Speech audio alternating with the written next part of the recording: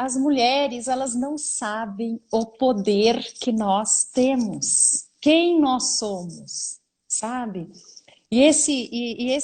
Claro que todas nós temos uma história de sofrimento atual, passada, pode ser na adolescência, na infância, na gestação, ou nossos pais, ou nossas mães, nossas avós. Nós carregamos, se não conosco, nós carregamos das nossas antepassadas, e todas sabem, né, todos que estão aqui, o quanto nossas antepassadas sofreram. E isso tudo, como você disse, vai deixando nas mulheres uma ideia de vitimismo. E que isso esconde o tesouro que tem dentro de nós. Esconde a capacidade de amar, que é uma coisa assim, é mágico. É algo. Elas não sabem o que elas são capazes de fazer. O que elas são capazes de fazer circular dentro. E se a mulher fica no vitimismo, ela trava tudo. Nada acontece, nada, a vida não flui em volta dela. Trava tudo. Então, assim, nós temos. Eu agora estava procurando um papel aqui, mas eu tô sem. Eu queria fazer um desenho para vocês, mas nós somos. Imaginem círculos, 4 círculos, tá?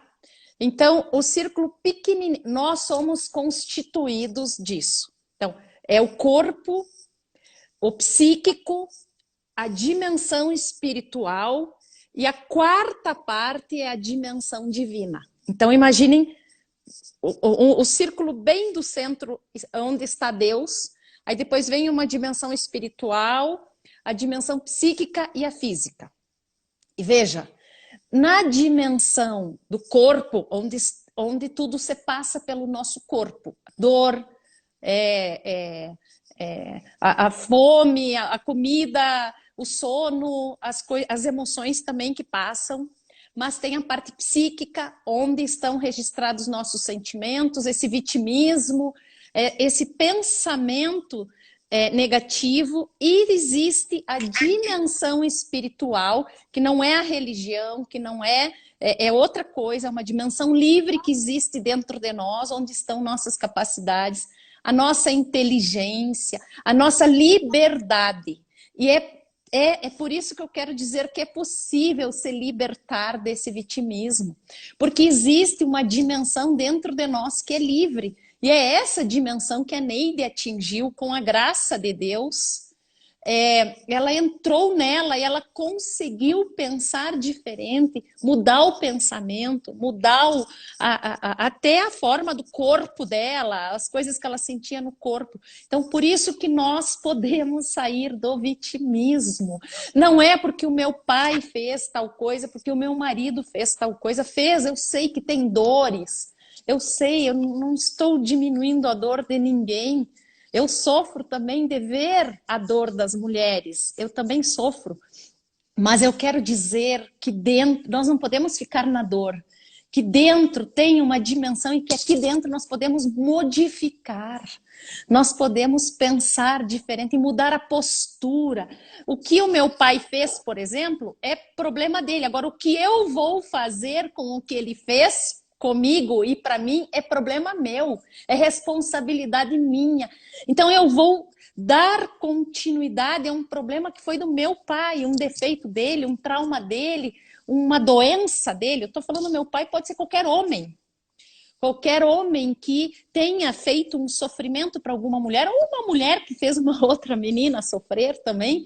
Eu estou falando de homem porque, né, é mais comum as coisas como você falou, mas mulheres também fazem sofrer.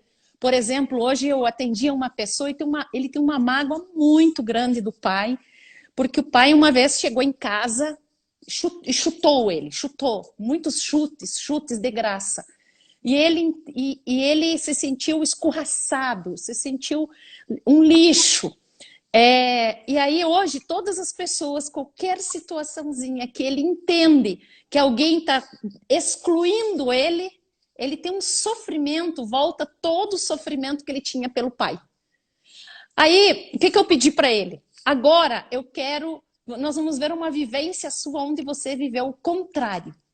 Aí veio ele chegando todo machucado em casa, a mãe larga tudo e vem ao encontro dele para curar, para abraçar, para dizer tudo bem, eu tô aqui com você. Ou seja, o que que ele guardava? Eu falei para ele, o que que tem que ser referência na sua vida? O seu pai ou a sua mãe? Quem que tá certo? Quem que tá correto? A mãe. Então, nós temos muitas referências de amor. Existiu um desamor, existiu uma ferida, um machucado, mas tem muito amor. E as pessoas ficam fixadas no desamor, ficam fixadas na dor. Então, essa liberdade que nós temos dentro de nós para olharmos para o amor, olharmos quando nós fomos valorizadas. Alguém não valorizou, mas teve quem valorizou. Então, o nosso cérebro, nós temos uma tendência, um viés negativo. Mas nós temos que olhar para aquilo que é bom. As pessoas ficam no piloto automático, retroalimentando, e o mal também gosta disso, de que tenha uma mente negativa, pensando nas coisas ruins, no vitimismo. Porque me fizeram tal coisa, tá? E os que fizeram as coisas boas? Quem que valoriza o quê? Quem que valoriza o ruim e quem que valoriza o bom? Então, sou eu que dou valor, é eu que escolho, é eu que decido o que que eu valorizo. Ou alguém me fez mal, e quem fez bem para você? Não é? Nós supervalorizamos as atitudes más das pessoas. E nós não podemos, e daí nós ficamos de vítima de uma pessoa má. Isso não é correto conosco mesmo, não é justo conosco mesmas. Então, assim, é isso que eu gostaria de trazer essa luz mesmo para nós mulheres, para nós darmos a volta por cima. Dar a volta por cima não quer dizer pisar, não quer dizer humilhar, mas é uma liberdade interior de se encontrar com o que há de mais belo dentro de nós. Existe um tesouro dentro de nós, o nosso amor faz milagres. A mulher faz milagres com o amor dela, faz milagres para os filhos, faz milagres para o esposo, mas ela tem que se abrir para o amor. Ela tem que estar aberta a tudo que é humano, a todas as condições humanas. Claro que para isso ela precisa estar equilibrada. Para isso nós precisamos estar bem. E se você, mulher que está aí, está machucada, está magoada, aquela dor que tem no teu coração, busca ajuda. Se é uma dor espiritual, busca ajuda. Se é uma dor psicológica, é um trauma, é uma mágoa, busque ajuda. Invista em você. Não fique alimentando, cozinhando uma dor, cozinhando uma culpa, cozinhando um trauma. E muitas vezes alimentando isso. Alimentando o que é pior. Não é só nem cozinhar, mas é alimentar, é acrescer aquele ruim, né? Você vai alimentando aquela ferida para que ela se torne cada vez mais. Porque o vitimismo é isso. Quando você entra lá naquele calabouço e você vai alimentando, alimentando. Cada dia você vai se sentindo mais vítima. Aí você já começa a expandir. Daquela situação, você já começa a expandir, olhar ao redor e tudo que te acontece, você já começa a achar que aquilo está acrescendo naquela tua dor. Sempre foi assim na minha vida. Sempre foi assim. E você não consegue mais enxergar a graça, as bênçãos que estão acontecendo. Está acontecendo um milagre todo dia de uma nova vida, de uma nova história, de um novo tempo, e você não consegue enxergar, porque você está lá alimentando aquela situação lá, da qual você entrou nesse sentimento vitimista. Então, é isso que nós precisamos ter esse grande cuidado, não é, Lisiane? De ainda não alimentar ainda mais essa situação dentro do nosso coração. Ali tem uma pessoa falando que ela está se sentindo culpada, não é? Assim, a grandeza de um ser humano, todos nós falhamos. Todos nós somos falhos, todos nós temos defeitos. Nós não somos perfeitos. Glória. Eu e a Neide, eu tenho certeza que eu e a Neide estamos aqui porque a gente já falhou muito, porque nós já fomos muito ajudadas, não é, Neide? A gente já precisou muito da confissão, já precisamos muito de um psicólogo, já precisamos muito de um médico, já precisamos muito de um sacerdote. E se nós estamos aqui é porque a gente já passou por isso. E eu sempre digo, eu posso ajudar porque eu já fui ajudada. Então, assim, a grandeza de um ser humano não está em ser perfeito, porque ninguém é perfeito. A grandeza de um ser humano está em reconhecer qual é o meu limite, qual é o meu defeito, qual é o meu pecado, qual é a minha falha, qual é o meu pensamento negativo, o que, que eu faço comigo mesma, qual é a tortura que eu faço comigo. Não é? Jesus mesmo disse, quem não tem pecado que atire a primeira pedra. Então, assim, porque ele sabia e diz que ele ficou embaixo escrevendo o pecado das pessoas que estavam julgando a pecadora, não é? Então, assim, todos nós somos falhos. Se tem uma culpa, precisa. Tem três perdões que eu acredito que a gente precisa. Se você tem uma falha com alguém, vai lá, pede perdão para essa pessoa. Às vezes as pessoas também não têm maturidade para receber um perdão de alguma coisa. Procura um perdão para um sacerdote, um perdão. Às vezes pode ter alguém aqui de outra denominação, na sua fé, busque a reparação disso e consigo mesmo, sabe? Tem até um ditado que diz assim: Deus perdoa sempre, as pessoas às vezes, mas nós não nos perdoamos. O pior perdão é o nosso. Então nós precisamos ter misericórdia, compreender que nós somos falhos e que, assim, ninguém quer falhar, ninguém quer errar, só que tem coisas no nosso inconsciente que fazem a gente falhar, que fazem a gente escorregar, que fazem, às vezes, a gente... São Paulo diz, né, não consigo fazer o bem que eu quero, acabo fazendo o mal que eu não quero. São Paulo já vivia isso, então isso acontece com todos nós. E aí esses pensamentos que você estava falando, eles nos limitam, eles travam, é como se eles colocam uma trava em nós, uma couraça, a gente fica preso, não caminha, não anda, não expande. E ali às vezes tem uma graça, tem um poder, tem tantos tesouros ali dentro que não saem por causa desses pensamentos aí. Eu queria fazer uma parte, Elisiane, assim, e colocar essa dimensão do perdão, quando eu me perdoo a mim mesmo, ela está intimamente ligada no exercício da virtude e da humildade. E eu quero aqui dizer para você que está nos acompanhando, o orgulho, a soberba, o orgulhoso, Satanás é o orgulhoso soberbo. A raiz do orgulho está nele e é o nosso pecado principal. O orgulhoso, ele cobra a perfeição. E o que é pior, de si mesmo. Então, além de ele se achar que ele é perfeito, ele cobra a perfeição de si mesmo. Aí, quando ele comete um erro, e esse erro fica claro, a pessoa não se perdoa. E ela tem uma grande dificuldade de dizer assim, não, eu sou humano, eu sou falho. Ela não consegue reconhecer. O exercício da humildade é isso. É aquilo que Santo Agostinho nos ensinou. Tão humano que é divino. Quando eu reconheço a minha fraqueza, mas eu sou tão fraco, mas tão fraco, Senhor, sozinho eu não penso. Eu preciso de você. Então, essa dimensão de nos perdoarmos é esse reconhecimento de quem eu sou. É o reconhecimento dos meus afetos que estão em mim. Quando eu me amo e eu sei que eu sou falha, eu vou cair, mas ali está a força para mim me levantar. Essa é uma dimensão muito grande, porque eu consegui lá diante do sacrário, e eu sempre partilho isso, reconhecer.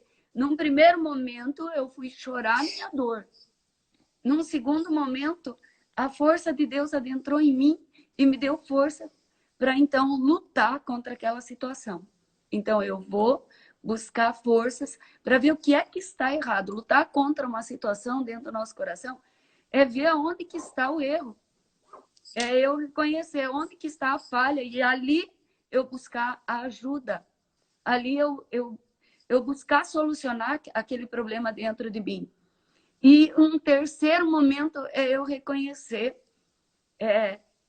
que eu sou fraca e que eu preciso de algo maior dentro de mim. Hoje nós estamos aqui porque todas nós precisamos dessa ajuda psicológica para mim entender os meus afetos dentro de mim. E sair dessa autocondenação, né? Ficar se autocondenando. É reconhecer que essa autocondenação ela tem uma raiz. Quando eu não consigo me perdoar, é por quê? Porque há uma raiz de orgulho aí que precisa ser exercitada, a humildade. É a humildade eu parar e olhar para dentro do meu coração e dizer, eu preciso de ajuda. Eu preciso de uma ajuda psicológica. A humildade está ali. Inúmeras vezes eu parei na minha vida, eu olhei e falei, hoje eu preciso de uma ajuda psicológica, eu não estou tendo condições de continuar sozinha, eu fui buscar essa ajuda. Então, amado, amada, você que está aqui, isso não há nenhum mal nisso, e muito pelo contrário, isso é grandeza, é nós nos reconhecermos dentro de nós. Não é mesmo, Lisiane? É sim, Neide. Quando algo nos incomoda, negativo, é porque tem algo muito grande escondido lá dentro. Senão a gente iria se conformar, a gente não iria reclamar de nada, sabe? Então, quando tem algo assim cutucando bom para sair, o negativo também incomoda, porque a gente tem que tomar consciência da nossa dificuldade, da nossa limitação, do nosso defeito, sabe?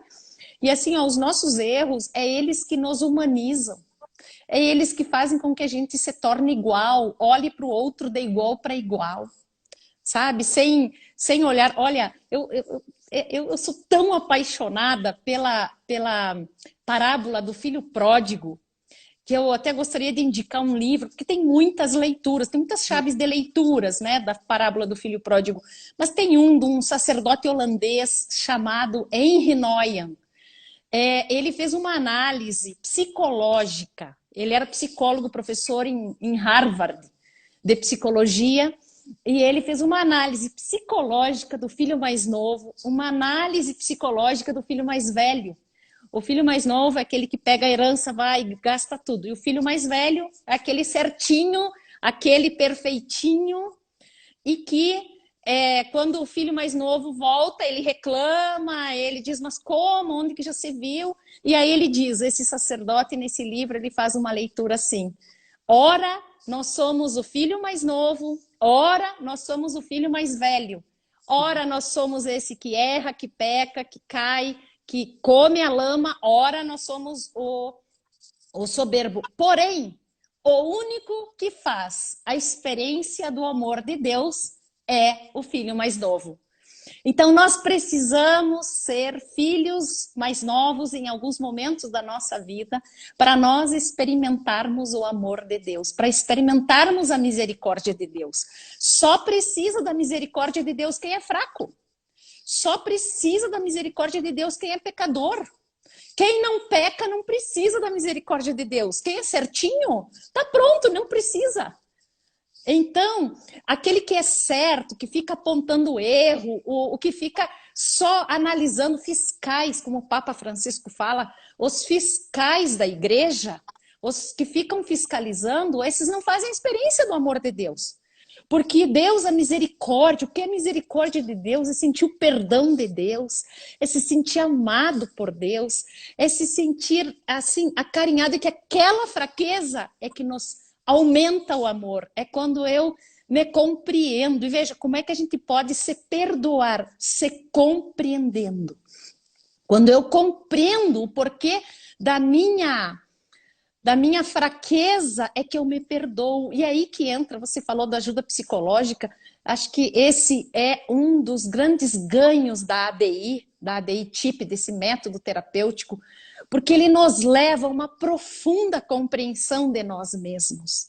Nos leva a uma profunda compreensão dos nossos erros, das nossas falhas, de tudo aquilo que uma pessoa pode fazer, errar. Às vezes as pessoas não têm paciência. Uma mãe que não tem paciência com o filho, uma mãe que não tem paciência com o marido, uma esposa que não consegue amar, que não consegue dar amor, uma esposa às vezes que trai, uma traição. Essa terapia ajuda nessa autocompreensão profunda. E o que é perdão? É autocompreender a si. Eu só perdoo o outro quando eu compreendo o outro. Quando eu conheço as motivações para o outro ter errado, para o outro ter falhado. Então, assim, é a coisa mais linda. Eu acho tão lindo quando alguém me pede ajuda. Quando alguém vem até mim, porque eu vejo a humildade, eu vejo assim, nossa, que pessoa grande, que grandiosa que essa pessoa é, por ela pedir ajuda, por ela É como se eu abraço essa pessoa assim com... Eu quero dar um abraço nela e dizer que bom que você está pedindo ajuda, porque tem algo grande dentro de você para ser descoberto. Tem algo tão pequeno para ser quebrado, tão pequeno para uma casca em você que nós precisamos quebrar, eliminar, desfazer para você ser você. Aliás, para você ser aquilo que já está dentro de você. Então as pessoas erram, às vezes elas nem sabem por que estão errando, e nós precisamos, sabe, olhar para dentro de nós. Se nós, mulheres, procurarmos trabalhar as nossas limitações, as nossas dores, as nossas angústias, as nossas mágoas, tudo em volta de nós vai ser melhor. Tudo em volta de nós vai ser melhor. Eu digo, a tua mágoa tem solução, o teu rancor tem solução, a tua raiva tem solução, a tua decepção tem solução, a tua frustração tem solução. Sabe, aquela dor que está dentro de você tem solução. Não fique segurando, não fique guardando. Mude aqui dentro. Se você não pode mudar quem está lá fora, você muda aqui dentro. Muda. Tenha paz, tenha um coração liberto, seja livre no amor, livre para olhar para o outro com olhos livres, sem pensar, sem julgar, sem criticar, sem interpretar. Gente, não vamos interpretar. As interpretações são o que mais nos fazem, nos machucam. É porque, na verdade, né, Elisiane, a gente reage com aquilo que a gente traz dentro do coração. A gente escuta com aquilo que a gente traz dentro do coração. E um coração machucado vai ter uma reação. Por isso que nós precisamos... Eu ficava ouvindo você falar e Deus ficava gritando no meu coração. Tire tempo para você. Tire tempo para se conhecer. Tire um tempo. Você merece. É verdade. Nós merecemos esse tempo. Sabe, essa semana nós temos um momento de oração e de aprendizado juntos com um grupo de estudos. E a irmã Zélia Garcia faz parte desse grupo. E eu achei tão lindo na semana passada, quando ela disse, sexta-feira nós nos encontramos. Ela disse, não. Na mesma hora, ela estava gravando o áudio, ela disse, não, porque sexta não posso, eu vou estar em silêncio. Eu vou fazer um retiro de silêncio. Quer dizer, no meio da vida dela, da correria dela, da missão dela, o tempo de silêncio, o tempo de parar tudo, silenciar e olhar para dentro do coração dela. O que é que eu estou guardando aqui dentro do meu coração? O que é que está me agitando? O que é que está indo além do que eu consigo? O que é que eu estou deixando de fazer? O que é esse sentimento que eu estou tendo dentro do meu coração? Então, isso é muito importante. É extremamente importante. É autoconhecimento. É olhar para aquilo que eu sinto. É isso que a Lisiane está dizendo. E reconhecer dentro de mim. Aqui tem uma mágoa, aqui tem um ressentimento. Aqui eu estou remoendo, ressentindo aquela mágoa e ressentindo. Eu estou voltando nessa mesma situação. Aqui eu estou reagindo diante da minha dor. E eu estou acrescendo mais sofrimento numa dor que eu já vivi. Então, é reconhecer isso, é olhar para dentro de nós. Aqui há um sentimento de solidão. Aonde que está a raiz desse sentimento de solidão? Né? Eu não estou conseguindo me doar. Por que eu não estou conseguindo me doar? Por que eu não consigo amar? Por que eu não estou conseguindo viver a verdadeira caridade? É se fazer essas perguntas e olhar para dentro e dizer, mas isso precisa tempo. Né, Lisiane? O tempo para se autoconhecer, esses passos que nós precisamos dar. Né? Acalmar o externo. Essa semana a irmã Zélia está acalmando o externo e olhando para dentro dela. Você merece isso. Você, mulher, merece esse tempo. Na agitação, Neide, mas como que eu vou fazer isso? Se priorizando. Se priorizando. Há momentos na vida que nós precisamos nos priorizar. Eu encontro mulheres e homens também que dizem assim, não, mas eu não posso. Eu não posso parar, eu tenho que trabalhar, eu tenho responsabilidade. Não, eu não posso fazer isso. Quantas pessoas de nós dizíamos, eu não posso parar, e nesse tempo de pandemia teve que ficar em casa? E você parou. Um grito de Deus ecoou sobre a humanidade, e nós paramos. E tivemos que parar. Então, é sinal de que é possível. Você pode. É claro, a irmã Zélia teria inúmeros compromissos, eu só estou usando o exemplo dela para você compreender, né? Você não imagina o número de compromissos. A gente que convive sabe quantos compromissos a Lisiane tem num dia. Por que você acha que eu vou trazer essa live hoje? Porque é um compromisso, é algo muito sério, né? Geralmente a missa durante a semana ela é um pouco mais rápida. E como eu estou fazendo o jejum de Esther, então eu vou, o ideal é a missa diária, durante os 3 dias. O jejum de Esther, para quem nunca fez, são 3 dias só com água. Você só vai tomar água, você não toma nenhum tipo de alimento. São 3 dias. Como nós vamos fazer a nossa consagração à missão Divino Amor no domingo, e domingo nós vamos dar um grande passo espiritual, que vai ser a consagração, a imposição das cruzes. Então, é um passo muito sério na nossa vida, irrevogável para todos sempre. É uma consagração que vai ser para toda a vida. Então, é um passo muito sério. Então, eu estou fazendo o jejum de Esther. Isso é um jejum que não é para qualquer um, gente. Ó, por favor, quem não consegue fazer o jejum de uma refeição na sexta-feira, não adianta você achar que você vai conseguir fazer jejum de Esther, que você não vai conseguir. É óbvio. Isso aí é uma caminhada, um longo tempo de caminhada, que daí você vai se educando e você vai conseguir se conhecendo, na verdade, né? É um autoconhecimento, aí você vai conseguir chegar lá. Mas tudo bem. Eu estou explicando para você isso, que acabamos atrasando a live por causa disso. Nada que não seja passível de acerto. Nós vamos ficar meia hora a mais, nós vamos até das 8h30 às 9h30, e glória a Deus. Não há nenhuma tragédia por causa disso, não há nenhuma lesão. É isso que nós precisamos reconhecer.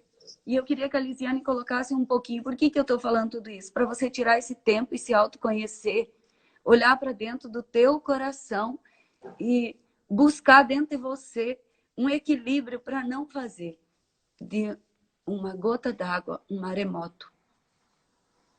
Às vezes nós pegamos uma pequena gotinha e se torna um maremoto, um tsunami dentro de nós. E nós precisamos reconhecer os nossos sentimentos para não ficar vivendo essas tragédias sentimentais dentro de nós, que só vai minar, só vai nos enfraquecer. Não é isso, Lisiane? Isso. Seria, acredito que cuidar das emoções. Eu acho que prestar atenção nas nossas emoções seria assim, o começo dessa autopercepção, né?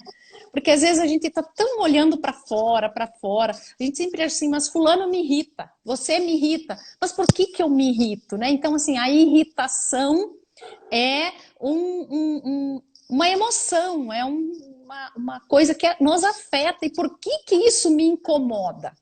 Então, eu diria assim, escreva. Comece a escrever assim pela manhã, né?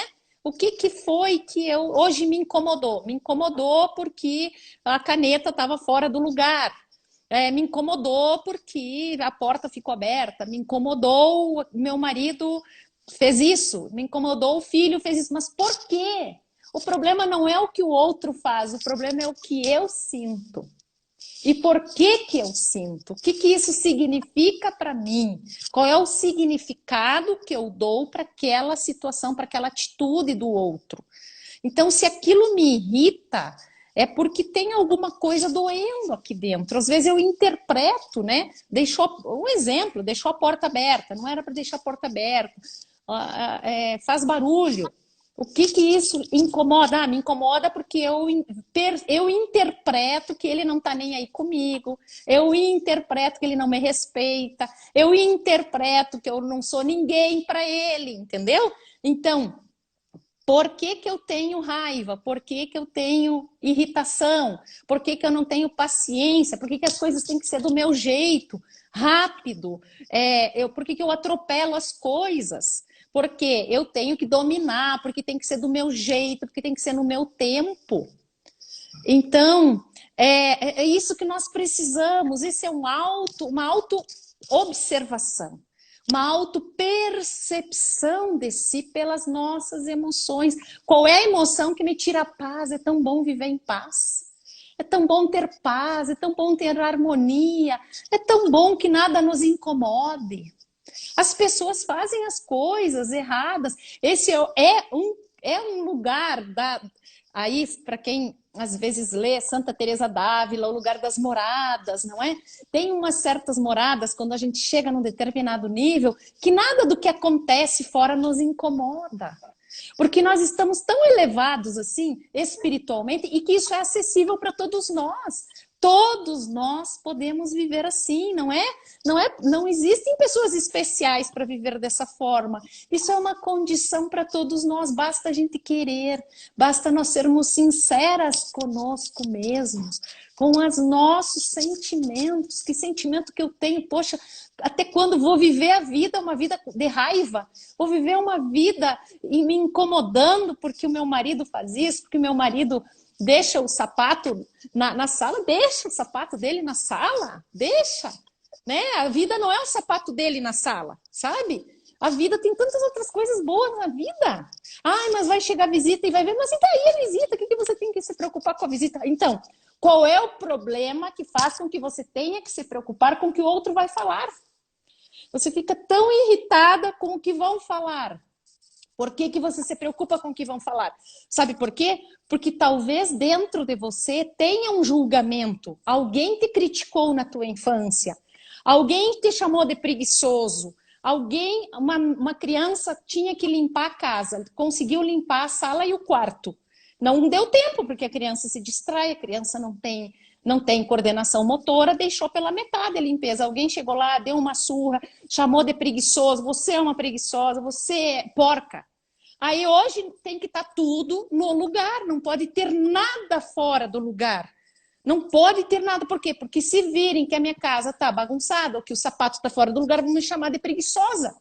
Vão me chamar de vagabunda, vão me chamar de porca. Entende? Então, por que que te irrita o sapato fora do lugar? Por que que te irrita o horário que não pode chegar? É um desejo de perfeição. Por que que tem que ser perfeito? Por que que você não tem misericórdia com o outro? Por que que não tem paciência com o outro? Entendeu? A gente tem... Ah, não, mas quem tem que mudar é meu marido que deixa o sapato na sala. Não, quem tem que mudar é você que se incomoda com o sapato dele lá. Entende? A gente tem que ser feliz. Claro, não vamos viver numa bagunça, não é isso. Mas às vezes a gente vai brigar por pouca coisa. A vida não é um sapato. Isso mesmo. Quando a gente se autoconhece, você vai, com equilíbrio, chegar num consenso. E quando você colocar as coisas de forma equilibrada, ele mesmo não vai mais deixar o sapato. Ele vai ter uma mudança tão grande que ele mesmo vai buscar já, deseja não fazer algo que vá te irritar, ou ele sabe que aquilo não está fazendo bem. Muitas vezes a pessoa sabe que aquilo nos incomoda e ela faz por quê? Porque você não consegue controlar. Claro, pirraça. Já faz propositalmente, por quê? Porque vê que você está desequilibrado o tempo todo. É muito sério isso. Isso é uma coisa... alguém escreveu assim, dizendo assim, por onde eu começo? Eu acho que o primeiro passo, e eu creio que a Lisiane concorda comigo, e se ela não concordar, ela pode colocar, mas o primeiro passo é você tirar um tempo para olhar para dentro das suas emoções. Primeiro passo é isso. Eu olhar para mim mesma. Eu tirar um tempo e olhar para os meus sentimentos, para tudo que eu tenho guardado. E escrever, eu quero dizer uma coisa para você. Quando a Lisiane pegou a caneta e dizia assim, escreva. Houve uma época que eu cheguei a queimar, porque eu já não tinha mais aonde guardar. Sabe que eu fui escrevendo tanta coisa, eu não tinha mais aonde guardar. Era tanta caixa com um caderno escrito aqui, com anotação lá, que eu peguei e comecei. Por quê? Porque eu precisava me conhecer. Então, as agendas vão enchendo. Se você pegar a minha agenda anual, ela está sempre cheia. E tem caderninho com escritos e eu vou colocando em tudo que é lugar. Se você não escrever, se você não externizar isso, coloca para fora. Coloca, vai lá e escreve. Ai, mas eu não sou boa para escrever. Claro que é. Claro que escreva do teu jeito, é para você. Você não está fazendo um livro para colocar para a humanidade inteira ler. É para você, né? É as minhas coisas, é o meu jeito. Então, com o tempo, até isso Deus vai equilibrando. E a gente vai tendo ordem nas coisas. Com o tempo, eu cheguei no equilíbrio de escrever aquilo que era necessário, colocar, ter uma ordem nas coisas. Isso é óbvio que tudo vai se equilibrando com o passar do tempo. Mas eu acho que o primeiro passo é isso, não é, Lisiane?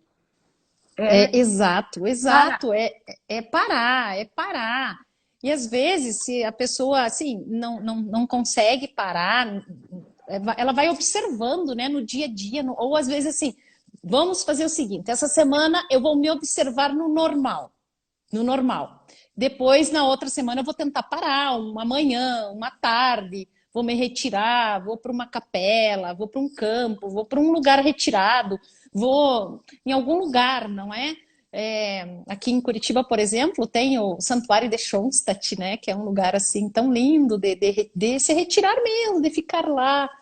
Então, assim, o caminho é esse, essa autopercepção, essa autoobservação. Vamos parar de olhar para o outro e olhar para nós. Assim, Neide, outra coisa que eu acho muito importante falar, né? Nós estamos falando para as mulheres têm que deixar de ser mães dos seus maridos, sabe? Quanto mais mãe ela for, mais pirraça ele vai fazer. Se ele não Claro. aprendeu ainda, com 50 anos, tirar o sapato da sala, ele não vai aprender mais. Então não é você falar, você se desgastar que a pessoa vai aprender. Então, nós não podemos ser mãe. E às vezes mãe, quando a gente é mãe dos nossos maridos, eles se incomodam conosco. Eles se irritam conosco, porque eles lembram da mãe. Porque vem a mágoa que eles carregam da mãe deles. Porque a mãe era chata, porque a mãe pegava no pé, porque a mãe humilhava. Então, nós temos que ter um maior cuidado. Mãe tem que cuidar de filho. Mãe não tem que cuidar de marido. A mulher precisa apoiar e amparar o esposo. E a mãe, ela precisa cuidar e preservar a vida do filho. São papéis diferentes que nós mulheres temos para com o esposo e para com nossos filhos. E ninguém muda se não começar daqui de dentro. Se a atitude não for aqui, não adianta. Eu sempre digo, olha, educar uma criança é mais ou menos até os 12 anos. Depois, não adianta falar. Tem coisa que tem que deixar no sentido da pessoa se dar conta. Adultos não mudam. Não é eu falar que o adulto vai modificar.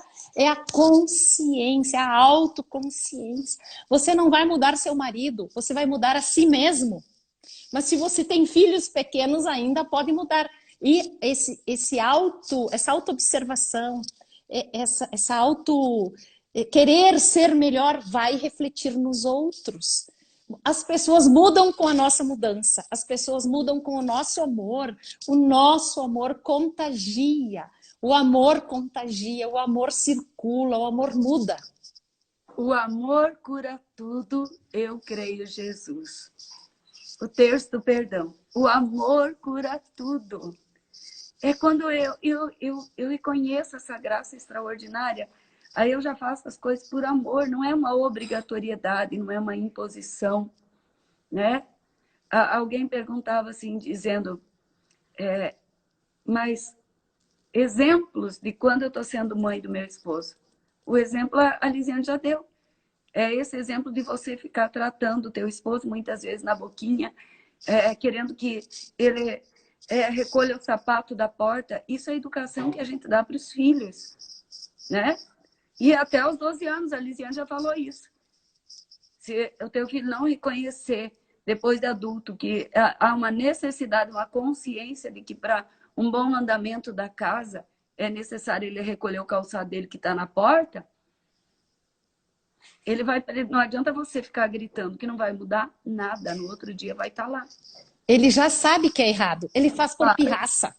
Claro. É pirraça, porque ela é chata, então eu vou fazer justamente aquilo que vai incomodar a minha mãe. Aí, eu sei que nós já estamos quase, não sei quanto tempo nós temos, já está Neive. Terminando. É porque tem uma pessoa que disse assim ali, o que fazer com meu marido que bebe todo dia? Assim, o que nós vimos, o que a gente vê na essência das pessoas que bebem é que elas têm uma marca muito profunda de desamor. É um desamor muito grande que vem da infância, que vem da gestação e que muitas vezes está sendo despertado na vida adulta também. Está sendo ativado um desamor nele, sabe? E o álcool, a bebida entra para aliviar o desamor, para aliviar a dor, para aliviar a mágoa. Então, não é na crítica, não é chamando de bêbado, não é fazendo isso, vai só aumentar. Vai só reforçar que ele é um nada, que ele não presta, que ele é um zero à esquerda. Então, precisa ir na causa, precisa tratar com amor, com carinho, acolher. É uma doença, ele já está doente por causa do álcool. Claro, ele precisa querer ajuda, é uma situação complexa, não é simples, não é fácil, porque ele tem que querer. É ele que tem que querer e nós precisamos dar espaço. E uma das formas para despertar o querer dele é o amor. O amor constrange. Quando a pessoa se sente extremamente amada, profundamente amada, ela vai querer corresponder com o amor, porque o amor está nela. Então eu toco o amor, por isso que o amor cura. Porque eu toco no amor da outra pessoa, eu toco na dimensão, na área do amor. E a área do amor desabrocha no outro. Então é por isso que cura. Então, se o teu esposo está aí, dê amor para ele, dê amor. Dê um banho de amor nele. É esses estágios, né, Elisiane? Parar o tempo, me reconhecer, olhar para os meus sentimentos. Quem sabe eu vou reconhecer dentro de mim quanto desprezo, quanto falta de amor eu tenho por essa fraqueza do outro. Isso. E o outro sente. O outro sente isso. E isso bloqueia os mecanismos que nós podemos ter para ajudar essa pessoa. Isso, e daí, isso. Quando você sente raiva, quando você sente desprezo por algo, você nega a ajuda, você nega o amor. E quando você nega o amor, aí essa pessoa vai sentir tudo isso. Isso. Nós estamos já indo para a reta final, mas eu quero dizer assim para você. Há mecanismos que você pode ajudar as pessoas. A substituição dos líquidos que ele está tomando. Quantas pessoas que testemunharam, que começaram a mudar, fazer sucos diferentes, especiais, e pedir para a pessoa experimentar. São N situações, mas que isso o Espírito Santo vai ajudando, porque o Espírito Santo é amor. É quando nós nos abrimos para amar. Então, eu quero dizer para você, amada de Deus, nós estamos com 1 minuto para terminar a nossa live, e às vezes acaba até antes. Quero agradecer a Lisiane. Dizer que quarta-feira da semana que vem nós vamos estar aqui. Nós vamos dar continuidade. Eu quero já convidar você, deixa agendado aí, deixa marcadinho na